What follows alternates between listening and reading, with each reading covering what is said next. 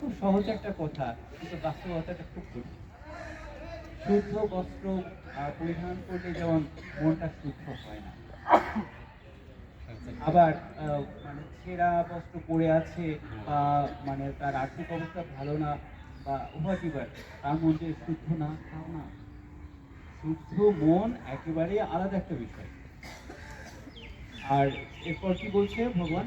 জিতেন্দ্রিয়, ইন্দ্রিয়কে যিনি জয় করেছেন, ইন্দ্রিয় সমূহকে যিনি জয় করেছেন, গীতায় বারবার বিভিন্ন অধ্যায়ে কথা বলা হয়েছে। ইন্দ্রিয়কে দমন করা, ইন্দ্রিয়কে জয় করা, কন্ট্রোল করা। নিজের ইন্দ্রিয়, মানে ইন্দ্রিয় আপনাকে পরিচালনা করবে না, আপনি ইন্দ্রিয়কে পরিচালনা করবেন, তবেই আপনি জিতুন। অর্থাৎ একটা কিছু দেখতে ইচ্ছা করছে বলে ওটা দেখতেই হবে, খাইতে ইচ্ছা করছে বলে খাইতেই হবে, শুনতে, দেখতে বা স্পর্শ করতে বা কোনো একটা ইন্দ্রিয় ভোগ, ইন্দ্রিয় ভোগ মানে শুধু যে খাওয়া দাওয়া তা কিন্তু না।